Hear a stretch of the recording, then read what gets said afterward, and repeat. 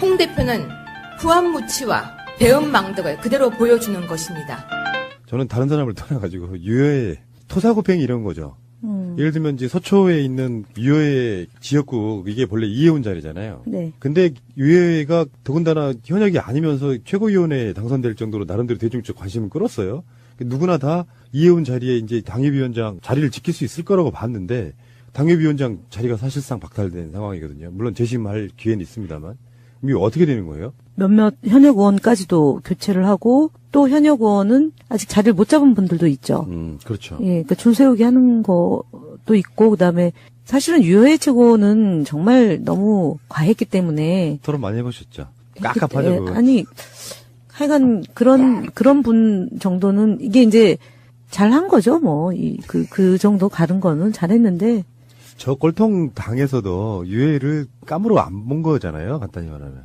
그리고 거기가 소위 말하는 탓밭 아닙니까? 네. 그 자유한국당의 그나마 텃밭인데 거기서 그렇게 볼상사나운 일을 했으니까 거기서도 부담인 거죠. 그러니까 아예 밑바닥이라고 봐야겠죠.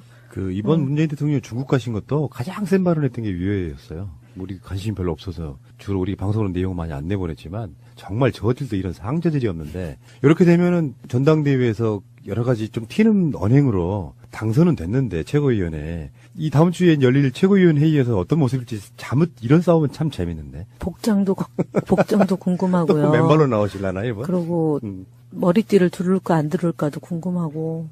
하여간 그분이 할 수 있는 최대한의 퍼포먼스가 등장하지 않을까요? 네. 당협위원장 물갈이에는 바른정당 의원들 한 20명이 다시 들어왔어요. 2차에 열려서. 네. 이 사람들 당협위원장 자리 주려고 하는 것도 있고 또 앞으로 몇 명 더 자리를 지켜줘야 될 부분도 있다. 이렇게 의미가 나오더라고요. 그러니까 이제 쪽문 열어놨다는 제스처 아닌가요? 손짓 흔드는 거죠. 뭐 손 흔들기죠. 더 들어오게 하려고. 지역위원장이 그렇게 중요합니까? 지역위원장은 아무래도 지방선거 앞두고서는 기초의원이나 강력의원에 대한 공천권이 있기 때문에 특히 이제 저희는 좀 객관적 기준에 따라서 시의원, 도의원, 기초단체장, 광역단체장을 선출하잖아요. 지금 이제 대략 선출 방식까지 논의가 된 걸로 보도가 됐는데 권리당원과 그다음에 국민 50대 50으로 이제 여론조사를 하기로 했지 않습니까? 그런 방식인데 여기는 지역위원장의 입김이 많이 작용하는 정당이기 때문에 본인의 기반을 일단은 닦는 데는 유의미한 거죠. 약간 좀 제왕적 그런 부분이 있는 거죠. 지역에서는. 그쪽 당은 특히 더 그럴 겁니다. 네. 왜냐면 지금도 시의원이거나 도의원인 사람도 있을 테니까요. 그러니까 그분들에 대한 공천을 여전히 줄 거냐 아니면 새로운 인물로 교체할 거냐 이제 이런 문제가 있기 때문에 기반인 거죠. 뭐 지역에서의 기반. 재밌어요. 뭐 김성태 의원 그 자리 강석을 여기도 이제 바꿔줬고요. 이런 것만 보면 그래요. 서청원 씨도 마찬가지고. 서청원 의원은 지금 뺏긴 거죠. 네. 그럼 이분이 그 당에서는 가장 국회의장을 넘보는 분 아닌가요? 네. 국회의장 자체도 사실 난망해요. 그런 이름 갖고는. 다음에 권영세가 전 눈에 띄고요. 이번 탈락되신 분들 중에 김희정 씨도 눈에 띄네요. 그 장관 지냈던 그분 있잖아요. 부산에. 대표적으로 네. 그분은 친박도 했다가 친이도 했다가 진짜 노른자이란 노른자이는 다 먹은 분이죠. 이것도 일종의 학살이란 학살이고. 이렇게 되면 이제 당내에 또 극심한 갈등 상황도 생길 것 같기도 하고. 집안 싸움이 매우 심각해질 거라고 봐야죠. 재밌어지겠습니다. 네. 예. 국민의당에서 지금 박주원 최고위원이 사퇴했고요. 그러면서 저주 좀 퍼붓고 나갔고 거기에 대해서 뭐 안철수 대표가 박주원을 두둔하는 듯한 뭐 여러 가지 이야기는 또 다른 방송에 했으니까 넘어가시고요. 최근에 좀 심각하게 봐야 될 이야기 하나 할게요. 그러니까 안철수 씨가 상당히 좀 난망해진 상황이 뭐냐면은 안철수가 최승호 사장 임명은 적폐청산하지 않은 것이다 이렇게 표현을 했어요. 그러니까 MBC 사장 선임 임명에 있어가지고 뭔가 잘못됐다고 이야기를 했어요. 안철수 씨가 맞는 말 한 걸까요? 아니 왜요? 왜 사람도 바꾸고 제도를 바꾸는 일이다. 안철수는 최승호 사장이 이 정권의 영향력 하에 있는 사람이라고 얘기한 거예요. 그래서 그런 식으로 공영방송 사장이 임명되면 안 된다고 이야기한 거예요. 근데 이제 일부에서는 최승호 사장께서 PD 시절에 저희 더불어민주당에 대한 보도를 좀 부정적으로 한 것 때문에 보는 사람에 따라서는 네네. 어떤 사람은 최승호 사장은 친문재인이라고 생각하는 사람도 있지만 사실 그건 사실이 아니고 그런 사람은 MBC 사장이 될 수가 없어요. 그래서 불만인 사항도 있긴 있지만 나름대로 균형감 갖춘 사람이라고 올라간 게 최승호 PD예요. 그 문재인 대통령 또 후보 시절에 비판도 많이 하고 그랬잖아요. 그런데 안철수는 또 최승호 PD 사장이 또 문재인 대통령 사람이라고 이렇게 표현하니 이거 뭐 어떻게 받아들여야 됩니까? 이거? 안철수 대표가 최근에 뭐 발언의 내용에 대해서 우리가 평가를 안 합니다. 이제 평가를 왜 안 하냐라고 얘기하는 분들도 있는데 사실은 당에서 정말 이게 말이 되는 말씀인지 싶어가지고 그냥 아휴 이러면서 넘기는 일도 있었고요. 근데 이제 최승호 PD에 대해서 누구 사람이다라고 얘기하는 거는 사실은 당대표가 할 소리가 아닌 거죠. 그리고 아니면, 예, 이분이 이제 해직됐다가 뭐 언론 이렇게 독립 언론 매체를 운영하고 그것에 대해서는 뭐 이견이 있을 수 있습니다. 그러나 다만 저는 어쨌든 MBC가 공영방송을 위한 언론 종사자들이 투쟁을 했고 그 성과로서 어쨌든 최승호 사장이 임명이 됐기 때문에 그래서 만약 보도가 잘못되면 보도가 잘못되는 것대로 대응하면 되는 거고요. 공영방송으로서의 제 역할을 하면 되는데 지금 이 안철수 대표의 이런 워딩은 실제로 자유한국당이나 같이 궤를 하는 거죠. 자유한국당이 노영방송이라고 하지 않았습니까? 노동자와 공영방송을 합친 조어 같은데 그러니까 공영방송이 아니라 노영방송이다라고 얘기했고 또 그 언론인들의 그런 파업투쟁에 대해서도 항의를 했고 그다음에 이제 그때 MB 사장 체포영장 청구되니까 국회 보이콧해가지고 장외투쟁 갔다가 다시 들어왔다가 또 표결해가지고 불발시켰다가 또 문제가 되니까 항의하고 막 이런 식으로 제처를 했는데 실제로 이런 그 안철수 대표가 얘기하는 말 하나하나가 어쨌든 지금 바른정당과의 연대를 염두에 둔 뭐 이런 거는 아니라고 보고 기본적으로 이분이 갖고 있는 철학이나 그 인식의 수준이 안 되는 것 같습니다. 네. 그러니까 한쪽에서는 문재인 대통령 또는 최근에 MBC 오보 등 관련해가지고 너무 편향돼 있다고 말하는 사람이 있고요. 문재인 대통령을 터무니없이 깐 사람이라 싫어하는 사람들이 있고 어떤 한쪽에서는 또 최승호 사장이 문재인 대통령하고 관련 있는 정권 영향력가 있는 사람이래. 뭐 어떻게 해야 돼 그거를. 모든 것을 물론 이제 대통령제 하에 있고 그다음에 정부를 수립해서 이제 초기여서 그 언론인 또는 언론사 사장의 행보 하나하나를 그렇게 연결 지으려고 하던데 제가 볼 때는 그러면은 좀 안 맞는 것 같습니다. 그러니까 방송은 방송으로서 좀 띄어서 제 기능을 할 수 있도록 또는 제 기능을 하는지에 대해서 평가를 하고 그 이전에 있었던 그분의 행보 중에 공과가 있지 않습니까? 그러지 않아도 논평 그때 그 MBC 사장 새롭게 선임된 것을 갖고 그 이용마 기자의 큐를 빌고 언론 종사자들의 노고를 깊이 감사드리고 저는 뭐 기본적으로 제가 오랫동안 공보 파트에서 일을 하면서 그런 겁니다. 그러니까 당당하게 임해야 된다. 기사가 잘못됐을 때는 잘못된 기사에 대해서 정정을 요청하고 그다음에 공개적으로 문제제기할 때도 있지만 바르게 잡는 노력도 하고 그리고 또 비판받을 일을 우리가 했으면은 또 달게 받고 또 발전하기 위한 노력을 기울이고 그러는 거라고 보고요. 지금 뭐 최승호 PD가 겨우 이제 1차 인사를 마감을 한 것 같은데요. 국민들은 MBC 뉴스를 안 보다가 이제 뉴스를 보게 된 거고요. 그다음에 지난주에는 PD 수첩을 통해서 지난 7년간의 MBC 관계자들이 경험했던 내용들을 뭐 짧은 시간이었기 때문에 온전하게 전체를 다 보여줄 수는 없었을 겁니다. 근데 어쨌든 그런 프로가 하나하나 살아나면 저는 10년 동안의 보수 정권이 했던 폐악을 국민들에게 보고하고 발전된 대한민국의 상을 그리는 것이 언론의 역할 중에 굉장히 중요한 영역으로 된다. 그리고 아직도 이제 KBS는 파업을 하고 있지 않습니까?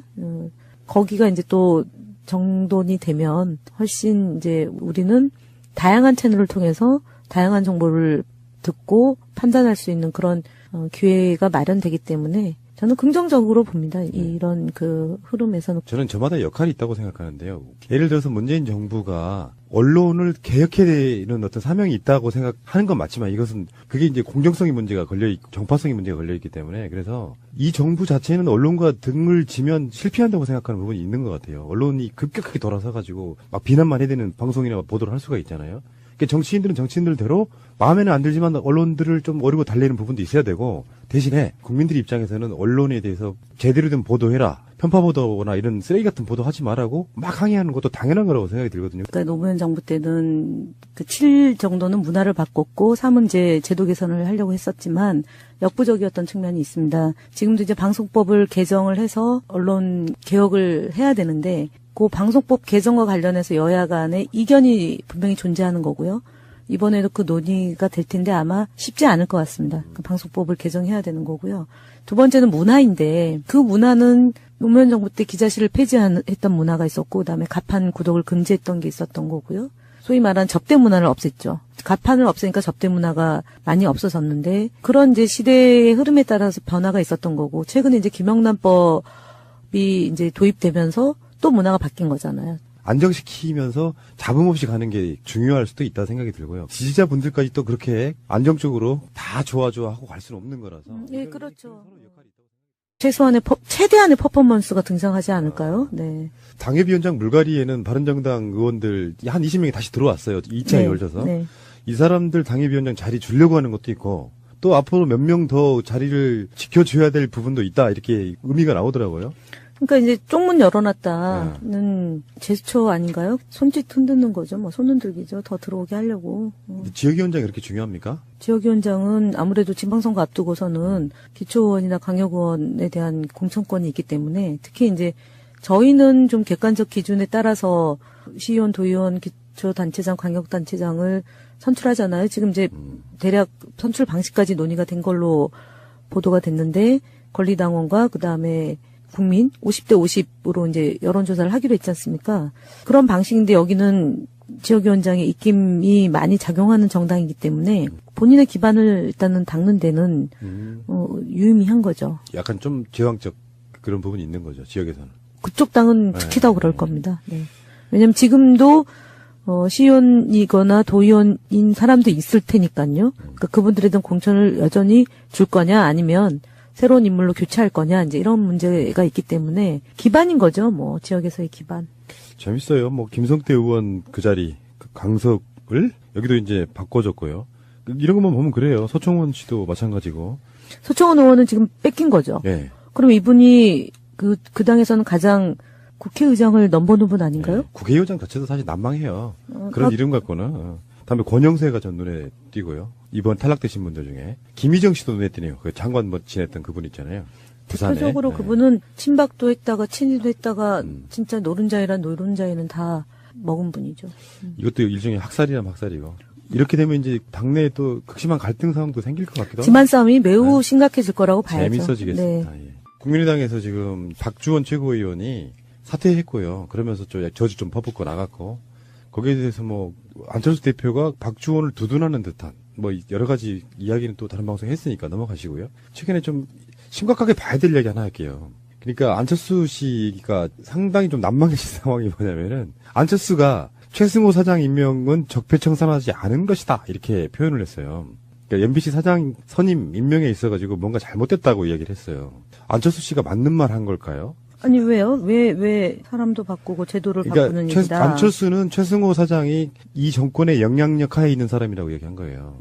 그래서 그런 식으로 공영방송 사장이 임명되면 안 된다고 이야기한 거예요. 근데 이제 일부에서는 최승호 사장께서 PD 시절에 저희 더불어민주당에 대한 보도를 좀 부정적으로 한 것 때문에 보는 사람에 따라서는 네네. 어떤 사람은 최승호 사장은 친문재인이라고 생각하는 사람도 있지만 사실 그건 사실이 아니고 그런 사람은 MBC 사장이 될 수가 없어요. 그래서 불만인 사항도 있긴 있지만 나름대로 균형감 갖춘 사람이라고 올라간 게 최승호 PD예요. 그 문재인 대통령 또 후보 시절에 비판도 많이 하고 그랬잖아요. 그런데 왜 안철수는 또 최승호 PD 사장이 또 문재인 대통령 사람이라고 이렇게 표현하니 이거 뭐 어떻게 받아들여야 됩니까? 이거? 안철수 대표가 최근에 뭐 발언의 내용에 대해서 우리가 평가를 안 합니다. 그 이제 평가를 홍 대표는 후한무치와 배은망덕을 그대로 보여주는 것입니다.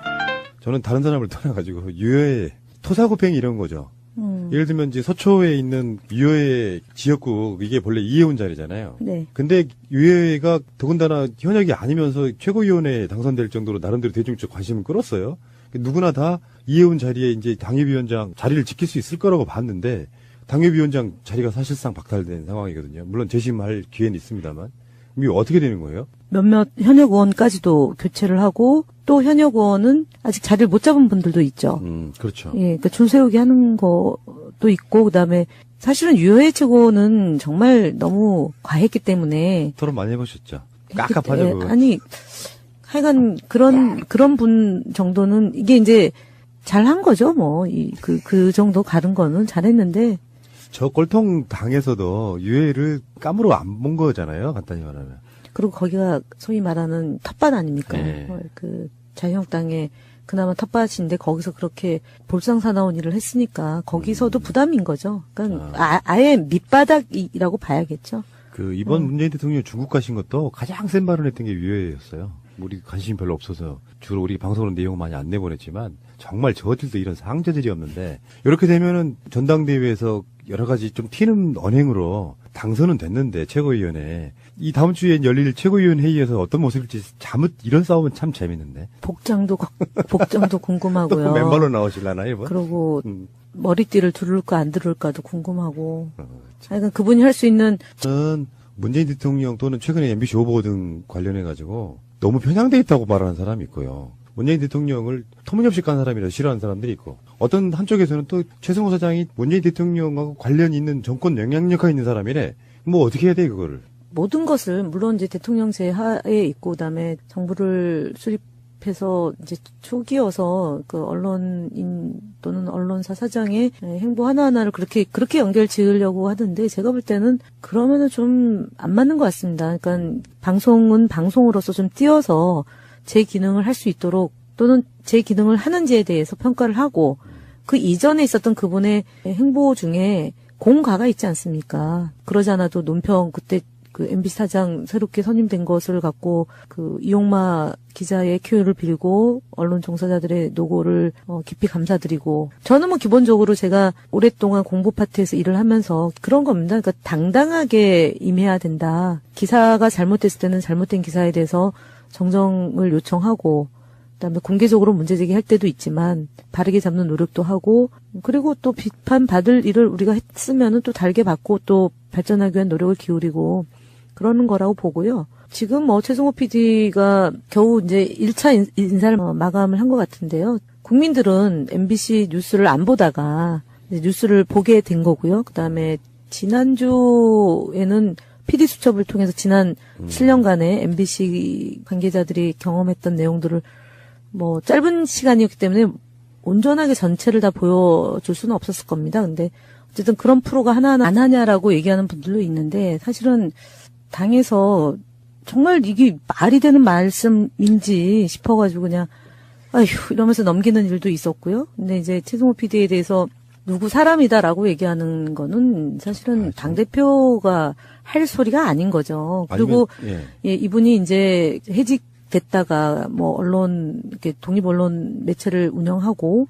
그것에 대해서는 뭐 이견이 있을 수 있습니다. 그러나 다만 저는 어쨌든 MBC가 공영방송을 위한 언론 종사자들이 투쟁을 했고 그 성과로서 어쨌든 최승호 사장이 임명이 됐기 때문에 그래서 만약 보도가 잘못되면 보도가 잘못되는 것에 대로 대응하면 되는 거고요. 공영방송으로서의 제 역할을 하면 되는데 지금 이 안철수 대표의 이런 워딩은 실제로 자유한국당이나 같이 괴를 하는 거죠. 자유한국당이 노영방송이라고 하지 않았습니까? 노동자와 공영방송을 합친 조어 같은데 그러니까 공영방송이 아니라 노영방송이다라고 얘기했고 또 그 언론인들의 그런 파업투쟁에 대해서도 항의를 했고 그다음에 이제 그때 MB 사장 체포영장 청구되니까 국회 보이콧해가지고 장외투쟁 갔다가 다시 들어왔다가 또 표결해가지고 불발시켰다가 또 문제가 되니까 항의하고 막 이런 식으로 제처를 했는데 실제로 이런 그 안철수 대표가 얘기하는 말 하나하나가 어쨌든 지금 바른정당과의 연대를 염두에 둔 뭐 이런 거는 아니라고 보고 기본적으로 이분이 갖고 있는 철학이나 그 인식의 수준이 안 되는 것 같습니다. 네. 그러니까 한쪽에서는